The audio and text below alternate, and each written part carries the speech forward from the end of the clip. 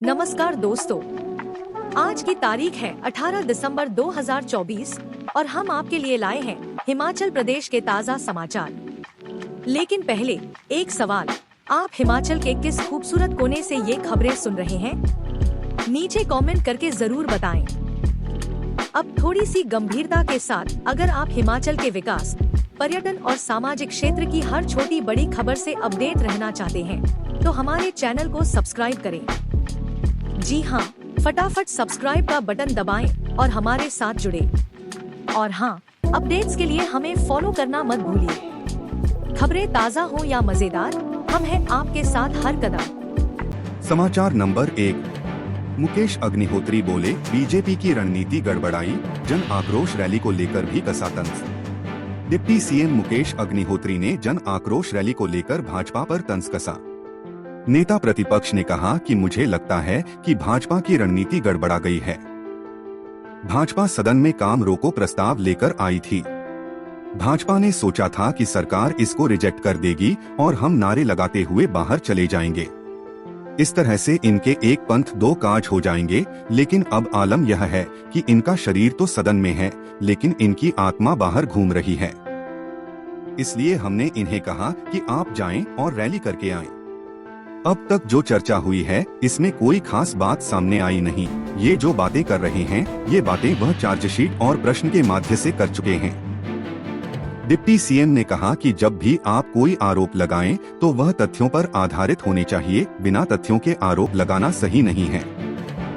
हम राजनीति के लोग हैं, हमारा काम एक दूसरे के कपड़े फाड़ना नहीं होना चाहिए। उन्होंने कहा कि आज की बहस में कोई दम नहीं है। भाजपा सिर्फ झूठे आरोप लगाकर औपचारिकता निभा रही है। समाचार नंबर 2। जोरावर स्टेडियम में भाजपा की जन आक्रोश रैली, जयराम ठाकुर ने सरकार पर साधा निशाना। हिमाचल प्रदेश विधानसभा के शीत सत्र के पहले दिन भाजपा की ओर से प्रदेश सरकार के खिलाफ बुधवार को सिद्धबाड़ी जोरावर मैदान में जन आक्रोश रैली का आयोजन किया गया। रैली में नेता प्रतिपक्ष सहित भाजपा विधायक पहुंचे हैं। जन आक्रोश रैली में भाजपा ने प्रदेश सरकार के 2 वर्ष के कार्यकाल में लिए गए निर्णयों पर निशाना साधा। रैली में बीजेपी कार्यकर्ता गोबर की टोकरियां व दूध लेकर पहुंचे। बीजेपी वक्ताओं ने सरकार की नीतियों की जमकर आलोचना की। वहीं नेता प्रतिपक्ष जयराम ठाकुर ने सरकार पर जमकर निशाना साधा।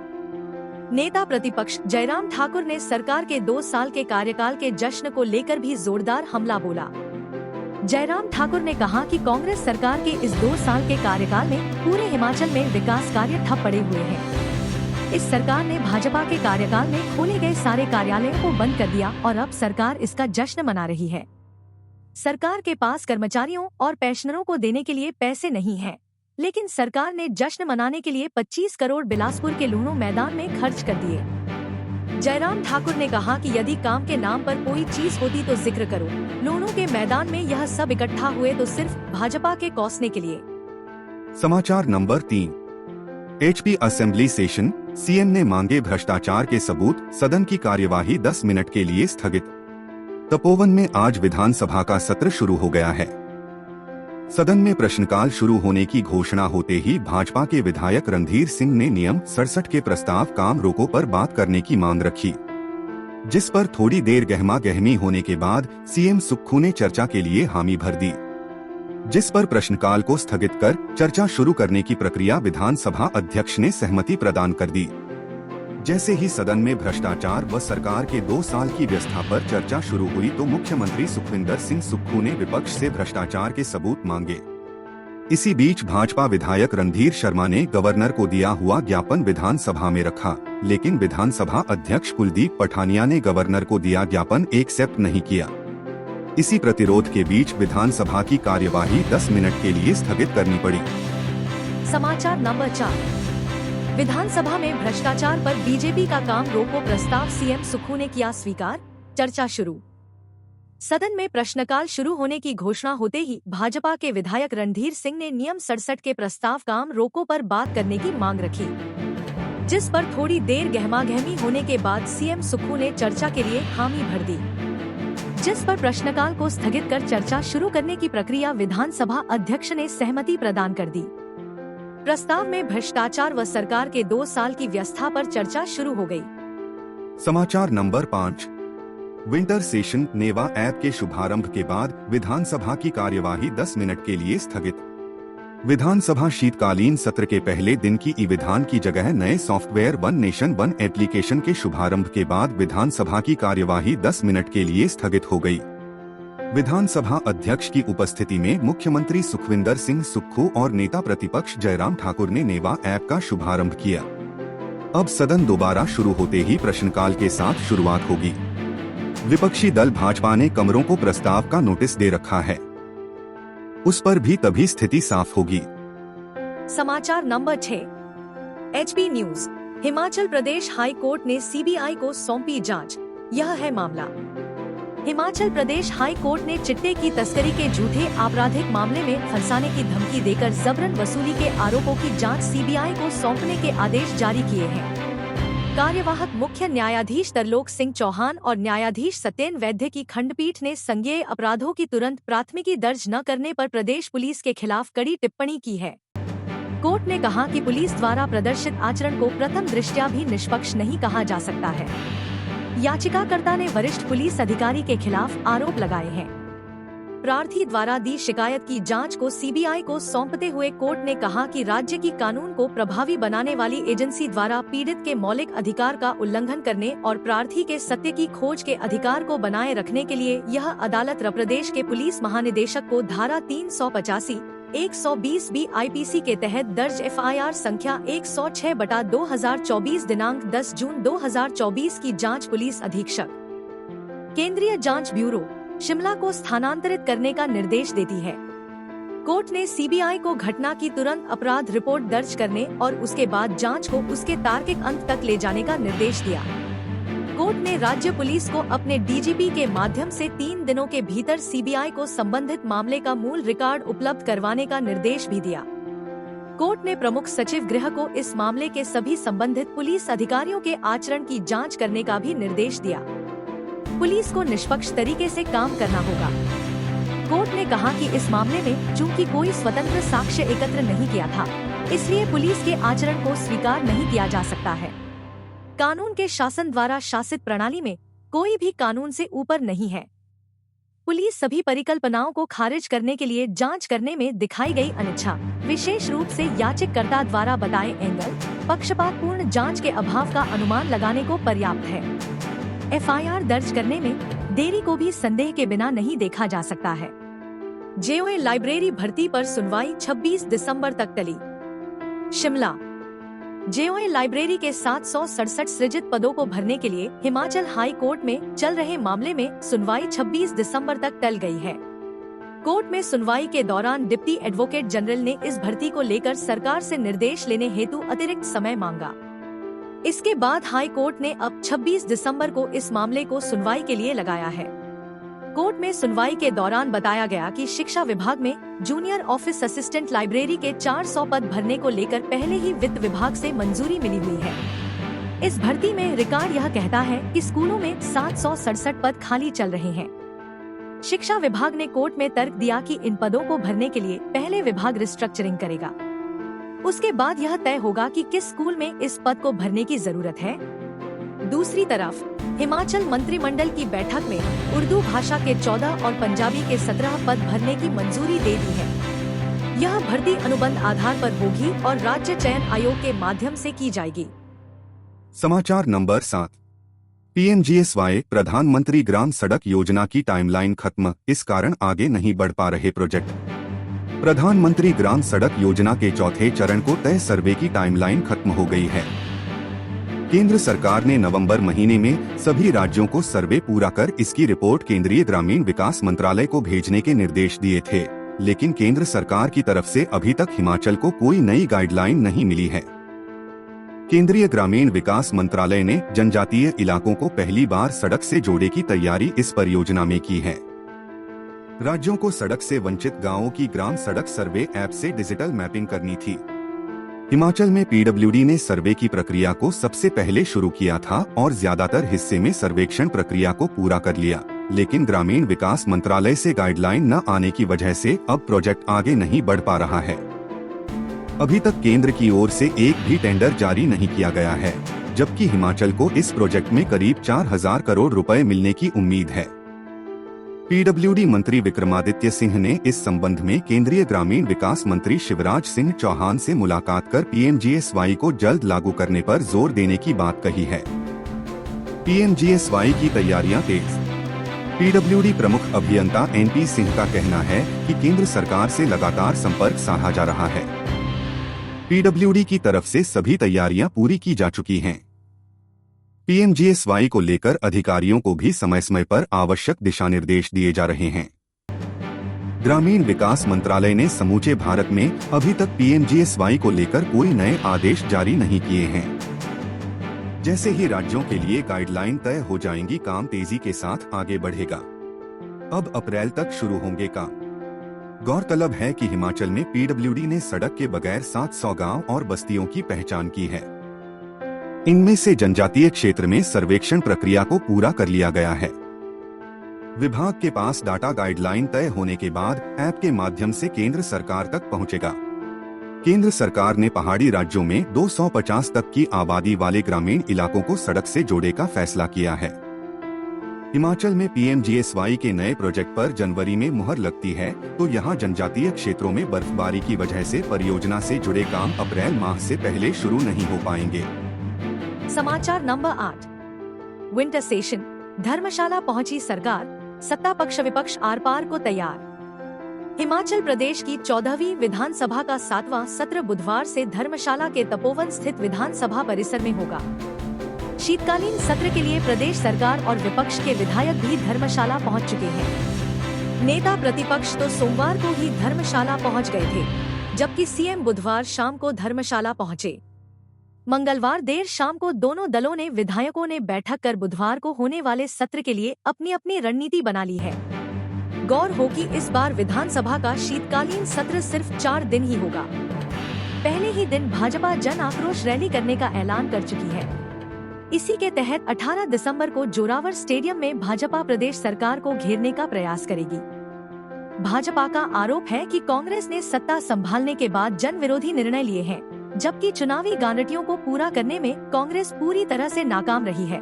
जबकि प्रदेश सरकार का दावा है कि कांग्रेस में 10 में से 5 गारंटियां पूरी कर दी हैं। अब देखना यह होगा कि विधानसभा सत्र के दौरान जनहित में कौन कौन से फैसले लिए जाते हैं। धर्मशाला में शुरू हो रहे शीत सत्र से यूं तो पूरे प्रदेश को बड़ी उम्मीदें हैं, लेकिन अकेले धर्मशाला हलके सहित कांगड़ा चंबा के लिए यह सत्र बड़ी उम्मीदों और भावनाओं से भरा हुआ रहने वाला है। धर्मशाला का सबसे बड़ा मसला सेंट्रल यूनिवर्सिटी के 30 करोड़ भरने का है। प्रदेश सरकार ने 30 करोड़ नहीं भरे हैं। ऐसे में लंबे समय से लोग इस मांग को उठा रहे हैं। लोगों को उम्मीद है कि प्रदेश सरकार उनकी इस मांग को पूरा करेगी। इसके अलावा भी यहाँ कई बड़े प्रोजेक्ट रुके हुए हैं। लोगों को उम्मीद है कि प्रदेश सरकार इस बार धर्मशाला को बड़ा तोहफा जरूर देगी। 10 सेक्टरों में बांटा धर्मशाला। विधानसभा के शीतकालीन सत्र के लिए धर्मशाला से तपोवन व जन प्रतिनिधियों के रहने वाले स्थानों सहित कुल 10 सेक्टरों में धर्मशाला को विभाजित किया गया है, जिसमें पुलिस का सख्त पहरा रहेगा। सरकार के नुमाइंदों से मिलने आने वाले जनप्रतिनिधियों व लोगों को भी पहले जोरावर स्टेडियम में ही रोका जाएगा। पास मिलने के बाद ही निर्धारित लोगों को प्रवेश प्रदान किया जाएगा। विधानसभा परिसर और आसपास के क्षेत्रों की निगरानी ड्रोन व सीसीटीवी के माध्यम से की जाएगी। यातायात के लिए खास प्लान। धर्मशाला सर्किट हाउस से तपोवन तक सड़क के किनारे गाड़ियों को पार्क करने की मनाही रहेगी। क्लॉक टावर सिद्धबाड़ी के पास अधिक भीड़ होने की स्थिति में पालमपुर, नगरोटा से आने वाली बसों को क्लॉक टावर से पीछे ही डीबोर्ड करके रक्कड़ रोड की तरफ खनियारा से होते हुए पटोला ग्राउंड में पार्किंग के लिए भेजा जाएगा। इसके साथ ही नूरपुर व शाहपुर आदि से आने वाली बसों को सैकड़ हर चौक पर डीबोर्ड करवाकर मोहली खनियारा होते हुए पटोला मैदान में पार्क करवाया जाएगा। पैदल आवाजाही में दिक्कत नहीं। शीतकालीन सत्र के दौरान बाघनी, तपोवन व आसपास के क्षेत्रों के लोगों की आवाजाही भी मुश्किल हो गई है। पैदल आवाजाही को किसी प्रकार के पास की आवश्यकता नहीं है, जबकि स्थानीय लोगों को अपने वाहनों को ले जाने के लिए भी पुलिस विभाग की ओर से पास बनाए जा रहे हैं, जिसके बाद ही लोगों को एंट्री प्रदान की जा रही है। तपोवन के समीप रहने वाले लोगों और दुकानदारों का कहना है कि सत्र के दौरान यहां कारोबार के लिए एक अच्छा मौका मिलता है। यहां पैदल आने पर कोई समस्या नहीं आती है। भाजपा के सवालों की बौछार, कांग्रेस करेगी पलटवार। शीतकालीन सत्र को सत्ता पक्ष ने धौलाधार तो विपक्ष ने इन्फिनिटी में बनाया प्लान। भाजपा ने विधायकों को आक्रामक रुख अपनाने तो कांग्रेस ने जवाब देने को सौंपी जिम्मेदारियां। विपक्ष ने बैठक कर सरकार को घेरने के लिए मुद्दों को दी धार, सत्ता पक्ष भी हमले को तैयार। विधानसभा के शीतकालीन सत्र से पहले मंगलवार को भाजपा व कांग्रेस विधायक दल ने एक दूसरे पर हावी रहने को अपने अपने प्लान बनाए। सत्ता पक्ष के मंत्रियों व विधायकों ने मुख्यमंत्री सुखविंदर सिंह सुक्खू के नेतृत्व में होटल धौलाधार तो विपक्षी दल भाजपा के विधायकों ने होटल इन्फिनिटी में नेता प्रतिपक्ष जयराम ठाकुर के नेतृत्व में बैठक कर रणनीति बनाई। विपक्षी दल भाजपा ने बैठक में अपने विधायकों को सरकार के खिलाफ मोर्चा खोलने और सत्र शुरू होते ही अलग अलग मुद्दों पर सरकार को घेरने की रणनीति बनाई। वहीं सत्ता पक्ष ने भी विपक्ष को जवाब देने के लिए अपने विधायकों को जिम्मा सौंपते हुए फ्रंट फुट पर रहने की बात कही। 18 से 21 दिसंबर तक चलने वाले विधानसभा के शीतकालीन सत्र से पहले ही मंगलवार को विपक्ष ने जहां मुद्दों को धार देने के लिए प्लान बनाया, वहीं सत्ता पक्ष के नेता भी जवाबी हमले के लिए तैयार हो गए हैं। ऐसे में कहा जा सकता है कि इस बार का शीत सत्र खूब हंगामेदार हो सकता है। राजनीति की शुरुआती झलक से ही पता चल रहा है कि धौलाधार की ठंडी वादियों में सियासी तपिश खूब देखने को मिलने वाली है। गौर हो कि हाल ही के दिनों में विपक्ष जहां सरकार को घेरने के लिए मोर्चा खोले हुए हैं, वहीं सरकार के नेता भी विपक्ष को कटघरे में खड़ा कर रहे हैं। इन सियासी गतिविधियों को देखते हुए कहा जा सकता है कि विधानसभा में भी माहौल शांत कम ही रहेगा। धर्मशाला में अब तक 18 सेशन बैठकों की संख्या में हिमाचल विधानसभा देश भर में दूसरे नंबर पर। देश भर की विधानसभाओं में से केरल के बाद हिमाचल एक ऐसी विधानसभा है जहां सबसे अधिक बैठकें होती हैं। विपक्ष के आरोपों को लेकर विधानसभा अध्यक्ष कुलदीप पठानिया ने यह बात कही। उन्होंने कहा कि हिमाचल विधानसभा में साल भर में 35 बैठकों का कार्यक्रम तय है, जिसमें से अभी तक 27 बैठकें हो चुकी हैं, जबकि 4 बैठकें शीत सत्र की होने वाली हैं।